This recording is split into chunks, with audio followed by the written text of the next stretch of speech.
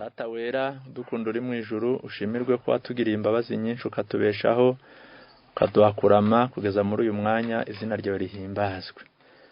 Tubabarire ibyaha byose twakoze uduhe imbaraga y'umwuka wera tukuyoboke by'ukuri kandi ijambo ryawe rikomeze rigirire umumaro imitima yacu rituyobore muri iyi si irimo umwijima n'ubuyobe kandi ibyaha ubidukize tukizanywe na benshi batwumva nungaruka tuzakubone mu ngoma yawe.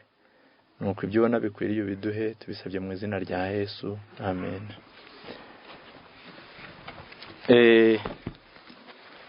Muhe byashize hari icyigisho twize ariko abenshi bakomeza kugisaba bitewe nuko hari abatarabashije gukurikirana neza. Ubwo rero turifuza ko ari cyo twasubiramo kugira ngo twese tubashe kunguka, cyane ko iyo twiga ijambo ry'Imana ridufitiye imimaro ibiri, rijya rituvana mu buyobe kandi rikatubatura ku byaha.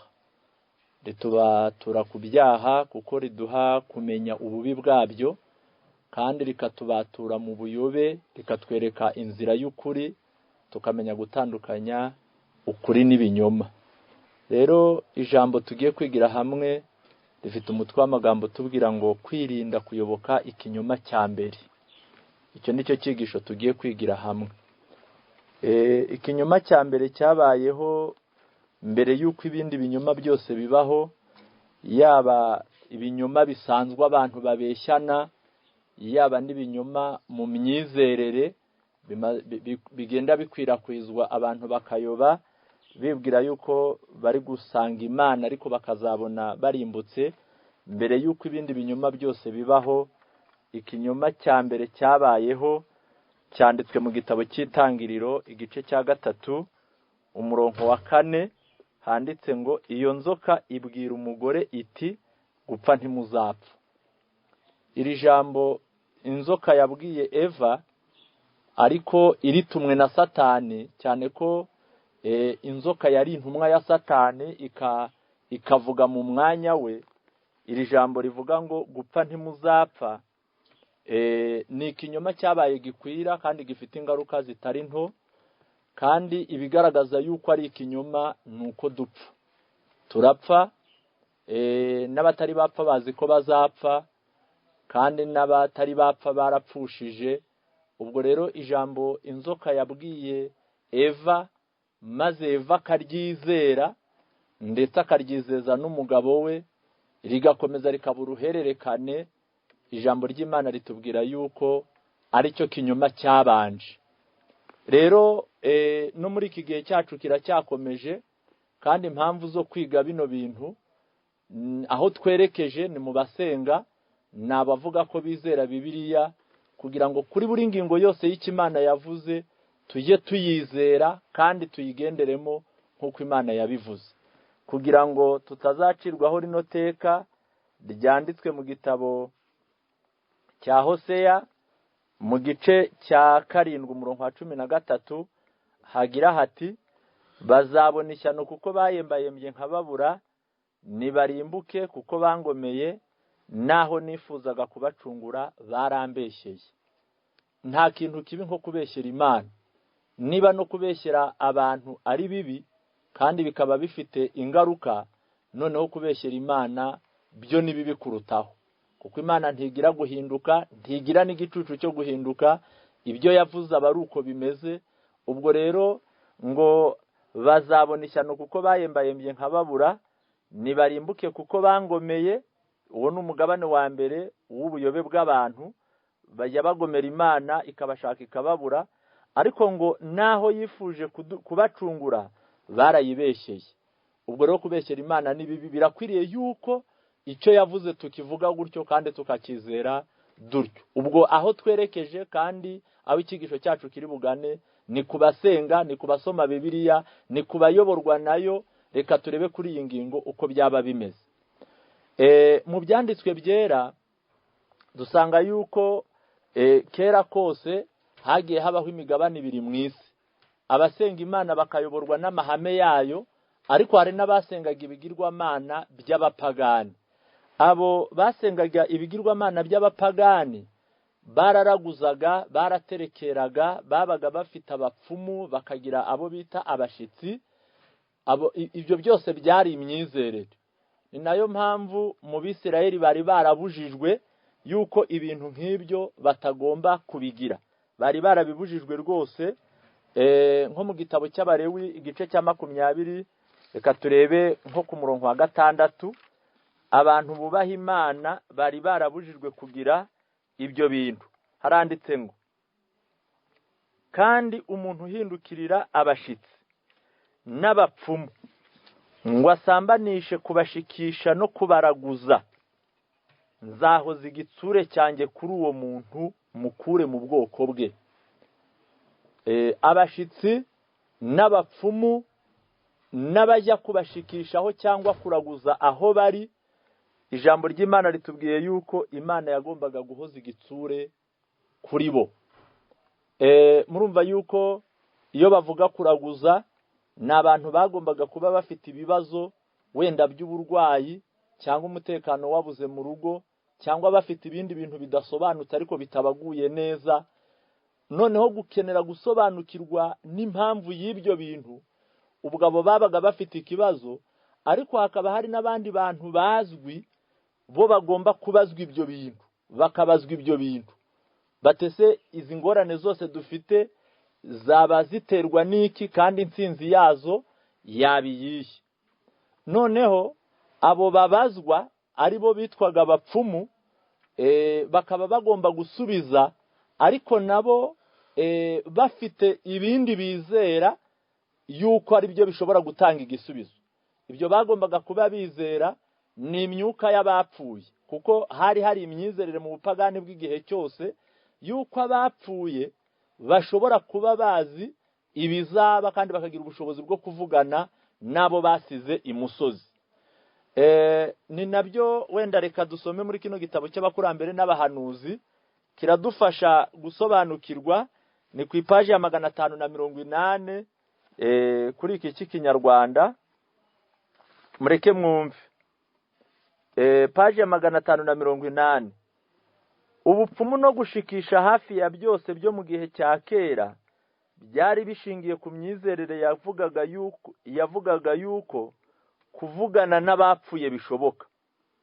Abaraguraga bavugaga yuko bavugana n'abapfuye, kandi kwabo bapfuye bamenyesha ibibazo, babamenyesha ibizabaho mu gihe kizaza.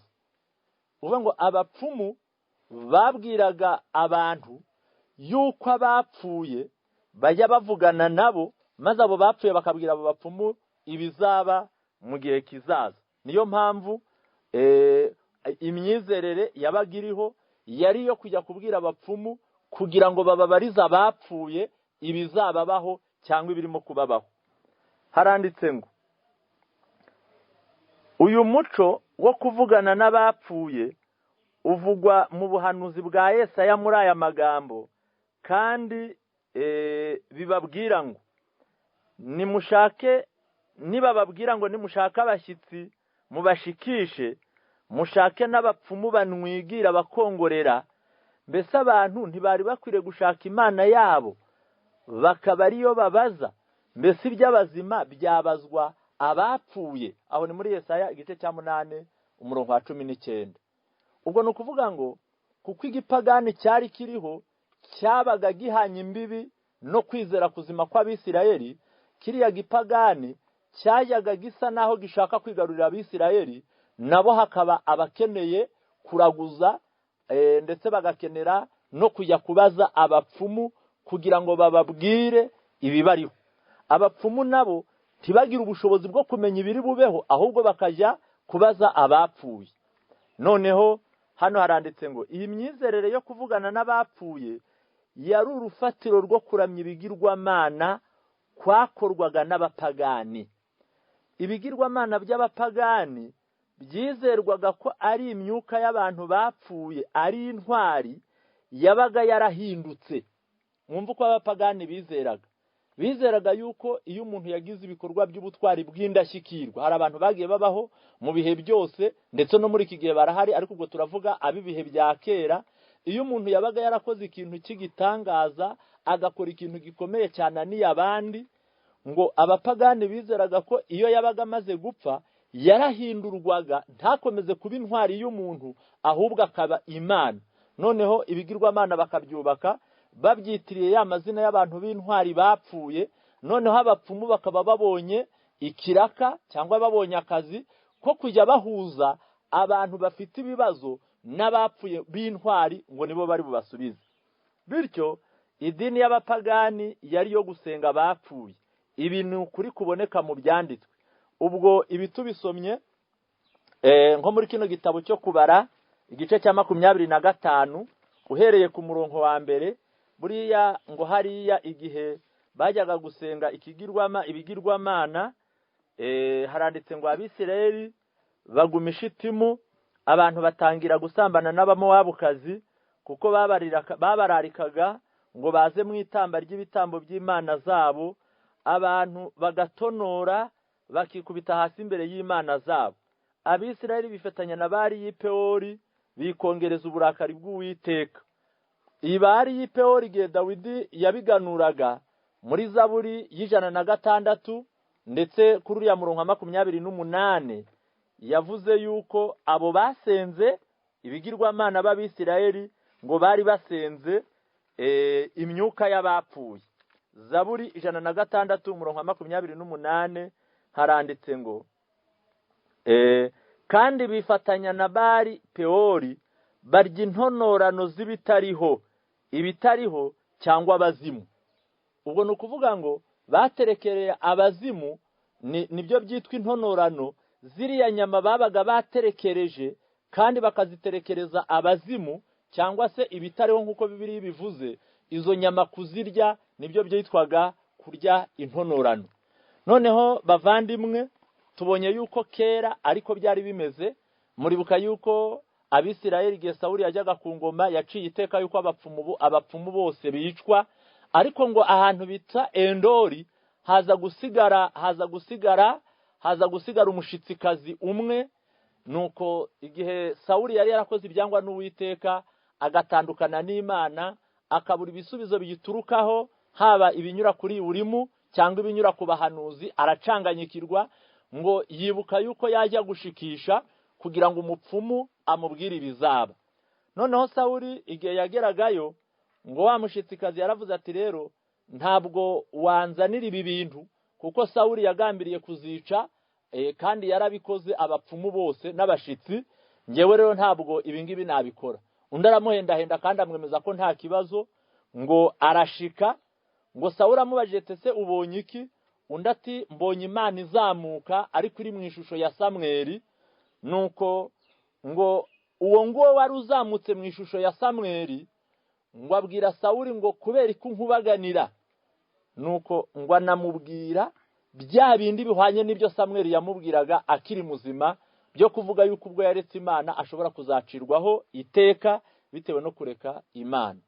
Rero bavandimwe, murumva ko imyuka y'abapfuye kuyizera bisobanuye yuko abapfuye n'abazima bashobora kugira communication, bakavugana, bakaganira, hakagira ikibaho. Iyo dusomye muri Bibiliya dusanga Satani afite amayere menshi yo kurwana. Iyo abuze uburyo bumwe afatira mu bundi. Ubwo buryo bwo gusenga kwa gipagani byageze hagati mu gihe cya Gikristo busa naho bubuze imbaraga, busa naho bubuze intege. Ariko Satani kuko atajapfa azapfa igihe kigeze, kandi Satani kuko atajya yihana, ndetse niyatsinzwe kuri kimwe atamanika amaboko ngo yemere gutsindwa, mu gihe ubutumwa bwari bumaze gukwirakwira bwa Gikristo mu burasirazuba bwo hagati ndetse no ku yindi migabane, igipagani cyasigaye mu yandi makontina cyangwa mu yindi migabane ya kure. Ariko ngo Satani ahindura uburyo bwo kwinjiza iyo myizerere ya gipagani mu myizerere ya Gikristo, ariko ayinjizamo mu buryo bw'ibanga cyane, ku buryo bitoroshye yuko abantu bahita babitahura. Ibyo wabimenya neza nko mu gitabo cy'intambara ikomeye muri kiriya cyigisho cya kabiri, igihe Constantino yihuzaga na Silvestre mu cyigisho cya gatatu, murambabarira, uko ubuhakanyi bwinjiye. igihe bihuzaga ngo mu bwumvikane bagiranye bwo guhuza imico n'imigenzo imwe ya gipagani n'imico n'imigenzo ya gikristo, ngo bagiye biyemeza guhurira hagati, bamwe bakareka ibi abandi bakareka ibi, bakangushya inzira kugira ngo bahurire hagati. Aho ni nk'igihe abapagani bari bafite umugenzo wo gusenga imana yabo yitwa izuba, bakayisenga ku munsi w'izuba, noneho abakristo nabo basenga imana yo mu ijuru bakayisenga ku munsi w'isabato.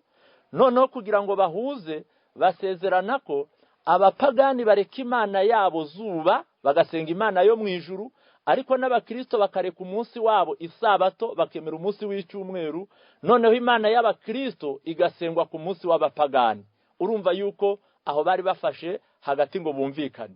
Aho ni nk'aho bumvikanye, ni ukuvuga ngo barumvikanye yuko ubwo abapagani bari basanzwe basenga cyangwa se baraguza ababo bapfuye ariko b'abapagani babireka, abakristo ntago bari basanganywe uwo muco, ariko babibinjizamo yuko bajya basenga abo bita abatagatifu cyangwa se abapfuye bizwi yuko bubaha Imana. Ariko ntabwo Bibiliya yigeze yemera iyo myizerere, nubwo umuntu yapfa yubaha Imana cyangwa agapfata yubaha, ijambo ry'Imana ritubwira yuko ibyo biba birangiye. Ni nabyo Yesaya burya yavuze hano muri kino gice cya 8 umurongo wa 19, havuze ngo kandi niba babwira ngo nimushaka abashitsi mubashikishe, mushake n'abapfumu banwigira bakongorera, mbese abantu ntibari bakwiriye gushaka Imana yabo bakaba ariyo babaza, mbese iby'abazima byabazwa bapfuye? Icyo ni kidashoboka. Ntabwo bikwiriye uwamaze gupfa yuko iby'abazima abibazwa, kuko ntababizi. Kandi mu by'ukuri namwe munabyitegereje, hari ababyeyi benshi bajya bapfa bakunda abana babo, yabaye bari bafite uburyo bagaruka kubareba bakagiye babazindukira. Hari abajya bapfa bari bafite abo banga, ndetse byari bikiri no mu mushinga wabo kubagirira nabi, ariko uwo mugira nabi yapfa atarasohoza wa mugambi wo kugira nabi, ntazagaruke ngo agire icyo atwara wa muntu. Ariko iyo myizerere ya gipagani yo yari iriho, ngo umuntu yizeraga ko niba sogokuru yarapfuye ariko hari ibyo yategetse ntibabimukorere, ngo yagombaga kugaruka akaba ari ujya ubuza umutekano abo yasize, kugeza ubwo batuza ngo ari uko bamutambiye igitambo, bagafata ikimasa cyangwa bagafata irindi tungo bakaryica, noneho ngo niho uburakari bwe buri butuze. Iyo myizerere yabaga ari yayindi Satani yigishije Eva, yabaga igikomeje ivuga ngo gupfa ntimuzapfa. Noneho katuze muri iki gihe cyacu mu gitabo cyitwa Kwitegura akaga gaheruka, mu magambo yavanwe mu ntambara ikomeye, ariko muri iki cyo kwitegura akaga gaheruka ni ku ipaji ya 72 hari ijambo ririmo rivuga ngo kandi ukuntu Satani ateye muri iki gihe niko guteye impungenge, kuko kuzuye uburiganya kandi akaba ameze nkaho ntacyo atwaye. Iri jambo riraremereye. Uko Satani ateye muri iki gihe niko guteye impungenge. Buriya mbere hose Satani yarateye impungenge, yararwanyaga abana b'Imana, akatesha abantu umurongo wo kwizera, ariko icyo gihe nangwa nabyo. Muri iki gihe niko guteye impungenge kuruta ikindi gihe. Ngo impamvu ngo nuko yuzuye uburiganya ariko ameze nkaho ntacyo atwaye. Niba abantu bararaguzaga bagaterekera bakagira imandwa, bakagira ibintu by'igipagani cyuzuye, ubu ngubu abo ntitukibabona, ahubwo haje ubukristo kandi Satani akoreramo. Noneho ugasanga ibya buno nibyo biteye impungenge, kuko nta kibi nk'umwanzi wiyoberanije. Burya umwanzi wagiye ku mugaragaro, imigambi yakayihishura, ukamenya aho aherereye, niba ari ukumurwanya, niba ari ukumwirinda, niba ari ukumuhunga, birashoboka. Ariko umwanzi wivanze mu byo ukunda kandi akiyoberanya ku buryo wamuganiriza nk'umukunzi kandi ari umwanzi, nibyo byaba ari ikibazo. Iyo niyo mikorere ya Satani muri iki gihe. Hepfo haranditse ngo ubwo mu gihe cyashize yanze bikomeye Yesu Kristo hamwe n'ibyanditswe, ubu noneho avuga ko amwemera we n'ibyanditswe. Urabona ko igihe kigeze kubaho umuntu yavuga ko ari umukristo byo byonyine akabizira, yavuga ko yubaha Imana akabizira. Yemwe hari n'igihe kigeze kubaho muri ari amateka y'ibihe by'umwijima.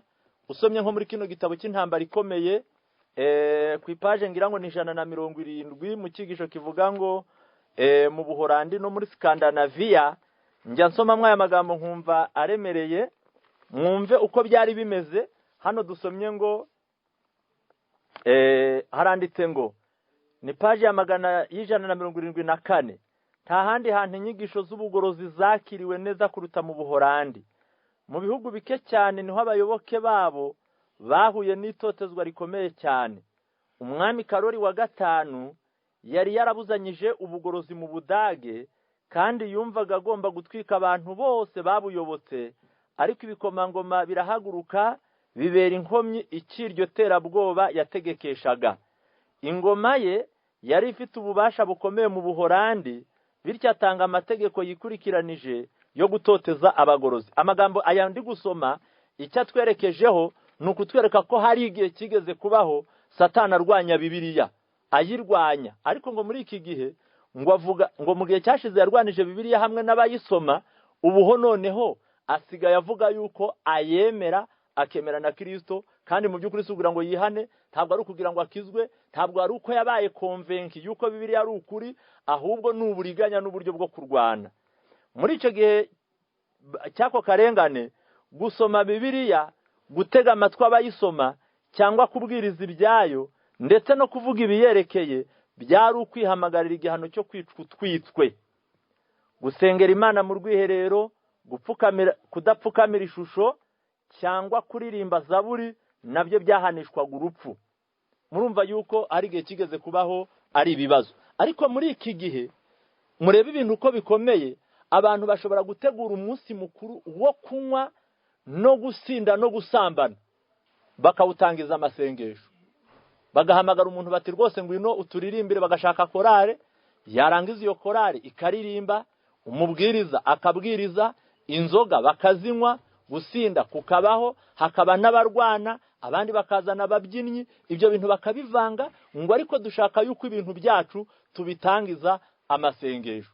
Ubwo urumva ko Satani ngo mu gihe cyashize yarwanije bikomeye Yesu Kristo hamwe n'ibyanditswe, ariko muri iki gihe ngo avuga yuko abyemera byombi. Ni nayo mpamvu ateye impungenge kuruta ibihe byose bwigeze bubaho. Ariko ubusobanuro bwa Bibiliya atanga bunezeza umutima udatekereza, buhindura ubusa ukuri gukomeye cyane kwa Bibiliya. Ayo magambo wayasanga mu ntambara ikomeye paje ya 606. Satani ateye impungenge mu buryo bukomeye. Noneho reka turebe amaze kwinjiza iyo myizerere yuko abazima n'abapfuye bashobora kuvugana, ariko mu myizerere ya Gikristo byagize imbaraga kubera byari biri gusangamo n'igipagani nacyo cyari gisanzwe kibyizera mu mutima y'abantu, noneho bigira imbaraga bikomeye. Reka dusome yuko ari naryo sibaniro cyangwa se ari ryo kotaniro ry'urugamba hano imbere hagati y'abubaha Imana n'abatayubaha, hagati y'ukuri n'ibinyoma. Haranditse muri kino gitabo n'ubundi cyo kwitegura kagaheruka paje 72 hati kwizera ibikorwa bya haranditse reka turebe amakosa akomeye abiri: kudapfa kwa roho no kwera kwa dimanche bizaba uburyo Satani azakoresha agusha abisi mu mitego. Aho imbere yacu hari ibintu bibiri bikomeye tugiye guhura nabyo, kandi ni byiza ko abantu bose babimenya. Ikibazo ubuhanuzi bufite nuko bujya bubwirwa abantu ariko dufite ubwenge bumeze nk'ubusinziriye. Kandi abahanuzi bagiye bakorera Imana mu bihe byashize, bagiye bavuga imvugo, bagiye bavuga ubuhanuzi ariko mu mvugo ngufi igisobanuka neza ari uko igihe cyayo kigeze. Nk'ubu muri Luka 21 haranditswe ngo hazaba n'indwara z'ibyorezo, Bibiliya ikagarukiraho. Ariko muri izo ndwara z'ibyorezo hari izo tumva tuganurirwa twebwe abato, hari n'izindi turi kubona muri iki gihe. Mu z'ibyorezo ntabwo zabaye detaye ngo umuhanuzi avuge ngo hazaza amacinya, ngo hongere haze ubushita, ngo hongere haze sida, ngo haze ebola, ngo hazaza n'indi yitwa corona. Ntabwo umuhanuzi yazitondaguye, we yarirangirije mu ijambo rivuga ngo hazaza n'indwara z'ibyorezo. Ariko izo ndwara z'ibyorezo ingaruka zizagira ntabwo zigeze zivugwa ngo tuzisobanukirwe, keretse ko turi kuzibona muri iki gihe, aho umuntu ashobora kubwira ngo nagume mu rugo, kwirinda iyo ndwara bikaba gupfuka umunwa, kandi koko birakwiriye. Ugasanga ntugukaraba buri mwanya, n'abatari baramenyereye isuku nabo bari kuyigishwa bitewe n'uko isi yafashwe n'icyorezo. Niko binameze n'ubundi buhanuzi buri imbere buvuga yuko abantu bazatotezwa cyangwa bazarenganywa bazira isabato, itegeko ry'Imana, ndetse bagahatirwa kuruhuka icyumweru. Ubuhanuzi bubivuga mu ncamake, ariko bizaba byagutse. Igitabo kiratubwiye ngo amakosa abiri azaba aremereye kandi azahinduka isibaniro, ngo ni ukudapfa kwa roho no kwera kwa dimanche. Ibyo bintu uko ari bibiri bizaba bikomeye, kandi abantu bazabihatirwa, bazabyigishwa, bazabibwirwa, kandi no mu mitima yabo bisanzwe birimo. Urabona ko nk'ingaruka bino bintu bifite, usanga kubwo kwizera yuko uwapfuye hari icyo yakora cyangwa yakorerwa, usanga hari abantu banduza ubuzima bwabo, imibereho yabo bakayandarika, igakora ibyaha. Ugasanga barahindanye, bakihumanya, ariko bishingikirije ku kuba ubwo bafite idini basengeramo nta kibazo, pasitoro cyangwa umubwiriza azansengera napfuye. Ku buryo hari n'abatanga amaturo atari amashimwe bari guha Imana, atari no gufasha abababaye, ahubwo ari ukugira ngo umunsi azapfa azabone abamusengera. Ugasanga hari n'igihe abantu bafite ikibazo, baturiye we bapfuye kumuhamba gipagani, baturiye we bamuvugiyeho amashengesho menshi. Hari n'abadatinya kuvuga bati dushingiye ku bantu bamuhururiye, tugashingira ku bantu bamusengeye, tugashingira ku ijambo ry'Imana ryahavugiwe n'abaririmbyi baririmbye, uriya muntu ntiyahere kuzimu, ahubwo azajya mu ijuru. Ariko ndababwiza ukuri ko ikijyana umuntu mu ijuru ntabwo ari ibyo bamusengeye yapfuye, ahubwo n'umwiteguro yagize wo kwitandukanya n'ibibi akiri muzima. Ibi bifite izindi ngaruka ziremereye, aho ushobora gusanga hari n'ababwiriza bamaze kubishakamwo ibintu bimeze nk'ubucuruzi, kuko bazi yuko hari abapfa badafite idini, kandi abo nabo bakaba bashaka gusengerwa ngo bazajye mu ijuru. Hari ababwiriza bo bamaze kuba polivara, ni ukuvuga ngo bo batagira idini babarizwamo, mu gihe abandi banyamadini banga abizera babo baguye badaheruka gusenga ngo ntibabasengera. Ugasanga hari ababwiriza bo biyemeje ngo ngewe muzajye munkodesha, mupfa kumudufaranga, uwo ari we wese nzamusengera yapfuye. Ugasanga abantu bari gutanga amafaranga kugira ngo wa muntu asengerwe, kandi mu by'ukuri nta n'ikindi ashobora kongererwa.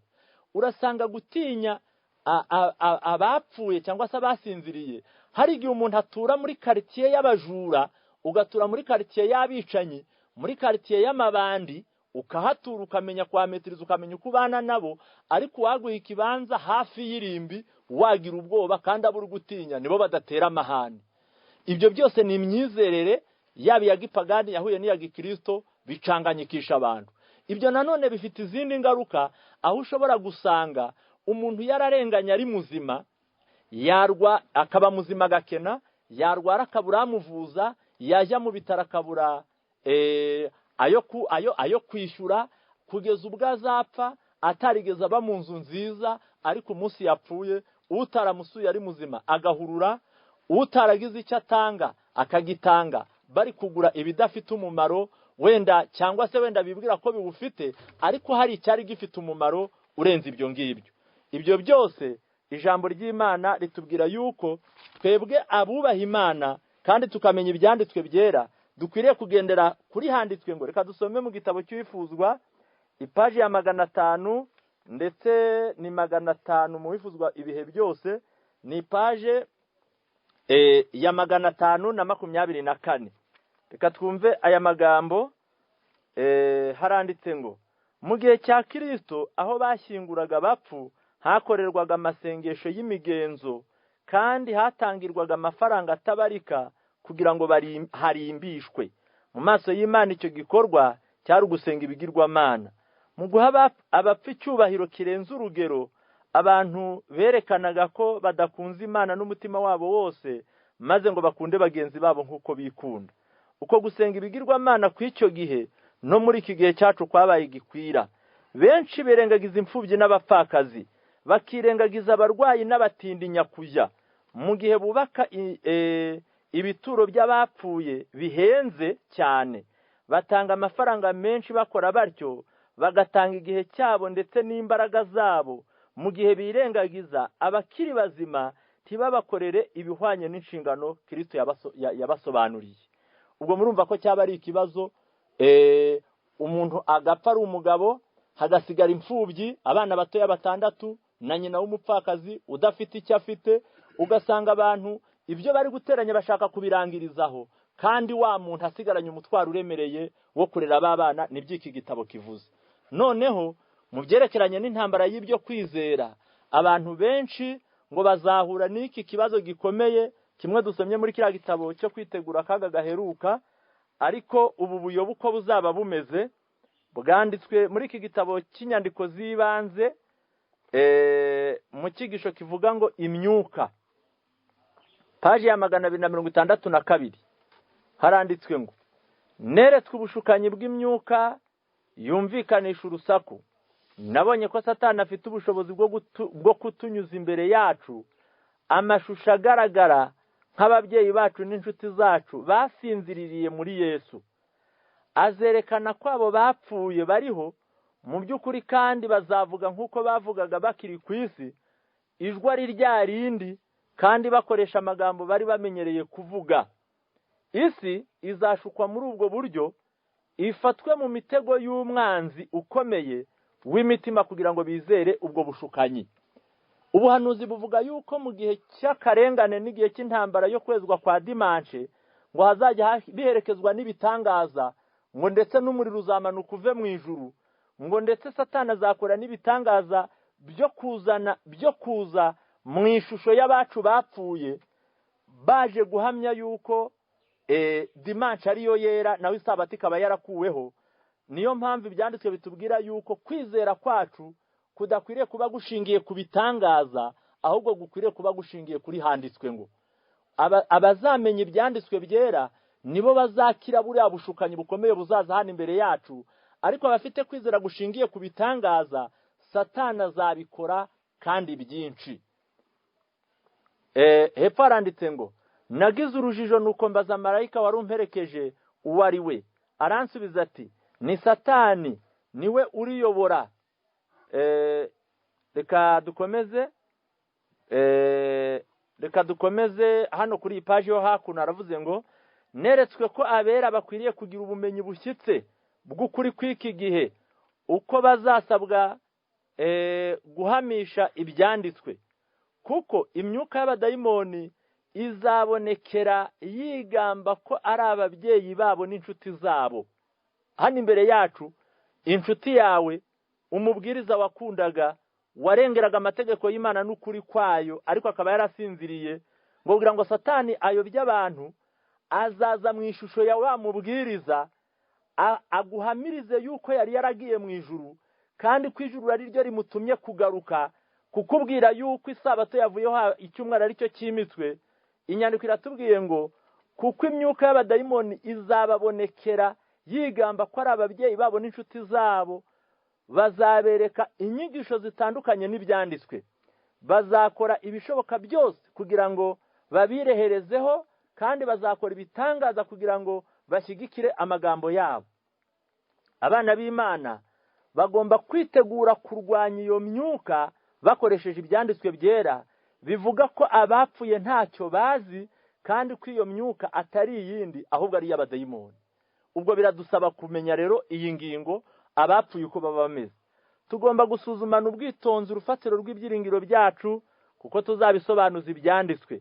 Ubushukanyi bw'imyuka buzakwirakwira bwangu, kandi bidusaba kuburwanya. Niba tutabwiteguye tuzashukwa maze tuneshwe. Ariko nidukora uko dushoboye kose kugira ngo twitegure urwo rugamba rudutegereje, Imana izatugoboka, ukuboko kwayo gukomeye kuzaturinda. Izohereza abamarayika bayo bose b'ubwiza kugira ngo bagoteshe uruzitiro imitima y'abakiranutsi, aho kugira ngo ayemerere gushukwa no kuyobwa n'ibitangaza by'ibinyoma bya Satani. Buriya mu by'ukuri hari gujya kumva ngo hari umuntu usenga, abantu bagahurura bakajyayo, ukumva hari ngo harezakorwa ibitangaza, abantu bagahurura bakajyayo. Nuko n'uwari ufite kwizera kukanyeganyizwa nuko yabonye hari ukoze igitangaza, ariko ijambo ry'Imana ritubwira yuko n'ibitangaza birashoboka kuba biva ku Mana, nanone Satani nawe ashobora kubizana, kandi mu minsi y'imperukaho ngo azakora ibitangaza byinshi cyane. Noneho hano haranditse ngo neretswe ukuntu ubwo bushukanyi bwihuta cyane, neretswe igare ry'umwotsi ryihuta nk'umurabyo, marayika ntegeka kwitegereza iryo gare, nuko ndihanga amaso, byangaragariye ko abantu bose baryinjiyemo. Anyereka umutware w'iryo gare, umuntu mwiza w'icyubahiro, ku buryo ki abagenzi bose bamwemeraga ko no kumwubaha. Nagize urujijo, nuko mbaza marayika wari umperekeje uwo ari we. Aransubiza ati, ni Satani, niwe uriyoboye mu ishusho ya marayika w'umucyo. Isi yose yarayigaruriye, abantu bemeye gutwarwa n'ibishuko bye kandi bizera ibinyoma, ariko bizabatera kurimbuka. Umwungirije mu cyubahiro ni umukozi w'iryo gare, abandi bakoreshwa imirimo itandukanye uko amakene y'imirimo ari. Bose barihutira kurimbuka nk'uko umurabyo wihuta. Nabajije marayika niba abantu bose barimo, ambwira kwitegereza uruhande ruteganye naho, nuko mbona agatsiko gato k'abantu bagenderaga mu nzira ifunganye. Bose basaga n'abafatanishijwe n'ukuri, bagaragaraga nk'abaciwe intege n'umuruho, nk'abanyuze mu bigeragezo n'urugamba rukomeye. Byagaragaraga nk'aho izuba ribarasira rituruka inyuma y'igicu kandi rikamurikira mu maso habo. Bagaragaraga nk'abaneshi, nk'abiteguye kunesha. Mu by'ukuri nubwo ibi bibazo bihari, abantu umugabane munini bazatwarwa muri iriya gare kandi bakayoba, ariko Imana ishimirwe yuko hari abantu bakeya ariko bafite ibimenyetso bigaragaza yuko bazarokoka. Icya mbere ngo ni ukunyura mu nzira ifunganye. Icya kabiri ngo ni ukuzirikwa ku kuri, bari bazirikanijwe n'ukuri. Abo nibo bazarokoka ubwo bushukanyi buteye ubwoba bwenda kwiroha mu isi bumeze nk'umurabyo. Ariko ngo Satani kugira ngo azabashe kubona umusaruro wa benshi, nawe umva iryo dini cyangwa iyo myizerere yo kwizera imyuka y'abapfuye ngo yarihereye mu gipagani, igikristo kije nacyo agicomekamo kandi bigira imbaraga. Ubwo rero twe turasabwa kumenya neza uko ibintu biba bimeze. Reka dusome muri Bibiliya, kuko mu gitabo cy'inyandiko z'ibanze twasomyemo ngo abana b'Imana badashaka kuzimira barasabwa kumenya neza imiterere y'abapfuye. Iyo umuntu amaze kuvamo umwuka agashyingurwa, ababaye ate? Igitabo cy'umubwiriza tugiye gusoma imirongo ya Bibiliya idufasha kubisobanukirwa. Umubwiriza 9:5 kugeza ku 6. Abazima mpere ku 4 mubabarire. Ufatanya n'abazima bose abafite ibyiringiro, kuko imbwa nzima iruta intare ipfuye. Abazima bazi ko bazapfa, ariko abapfuye bo ntacyo bakizi, kandi nta ngororano bakizeye, kuko batakibukwa. Urukundo rwabo n'urwangano rwabo n'ishyari ryabo byose biba bishize, kandi nta mugabane bakizeye mu bikorwa munsi y'ijuru byose kugeza ibihe byose. Uko niko abapfuye baba bameze. Urukundo, urwangano n'izindi ngorane zose cyangwa ibyiza byose biba hano ku isi nta na kimwe baba bakizi. Niyo mpamvu ntacyo wabakorera, niyo mpamvu ntacyo bagukorera. Reka dusome muri iki gitabo cya Yobu, haragerageza kudufasha mu gice cya 3. Turasoma kuri uyu murongo. Yobu amaze kugeragezwa cyane, ubutunzi n'abana byose bigiye, umubiri we umaze gukorwaho kandi ukagira uburibwe bushaririye, ngo yavuze aya magambo ari mu kuri gukomeye. Yaravuze ngo, niki cyatumye ndapfa nkiri mu nda ya mama, simpeze umwuka nkivuka? Niki cyatumye mama anshyira ku bibero akampa ibere? Iyaba ariko byagenze, ubu mba ndyamye nkaruhuka, mba nsinziriye niho mba merewe neza, ndi kumwe n'abami n'abategeka bo mu isi, biyubakishirije ubuturo, cyangwa ndi kumwe n'ibikomangoma bifite izahabu, byujuje amazu yabo mu ifeza. Iyaba narabaye nk'inda yavuye mu itazwi, simba ndiho nk'impinja zitigeze kureba umucyo. Aho niho abanyabyaha bareka kurenganya, aho niho abarushye baruhukira. Mu rupfu umuntu avuye mu mwuka, abanyabyaha barekeraho kurenganya, abarushye bakaharuhukira.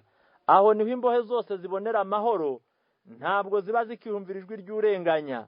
Umuto n'umukuru niho bari, kandi umugaragu ntahategekerwa na shebuja. Ubwo aho uburinganire bwuzuye bujya bubera ni mu gitura basinziriye baba baryamyemo. Ntabwo umunyagahata ahagika uwo arenganya, ntabwo umubose ahategekera umukozi we ngo amukoreshe agahato, ntabwo ijwi ry'urenganya rihumvikanira. Abato n'abakuru niho bahurira, kandi bose bakareshya, ntawe ushobora kuvuga ku wundi. Nanone muri Yobu 14, Yobu yagerageje kuvuga itandukaniro ry'umuntu n'igiti. Iyo umuntu apfuye uko amera n'iyo igiti gitemwe uko kimera. Haranditse ngo 14:7, erega hariho ibyiringiro y'uko igiti iyo gitemwe cyongera gushibuka, kandi kikajya kigira amashami y'ibitontome.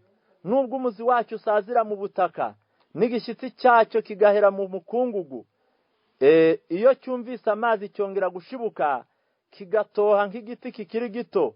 Ariko umuntu we arapfa akagenderanirako. Nukuri umwuka w'umuntu urashira, ubwo akaba ari he?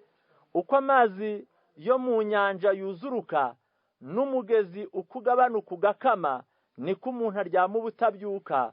Kugeza ubwo ijuru rizaba ritakiriho, ntabwo bazakanguka cyangwa kubyutsa ngo bave mu bitotsi byabo.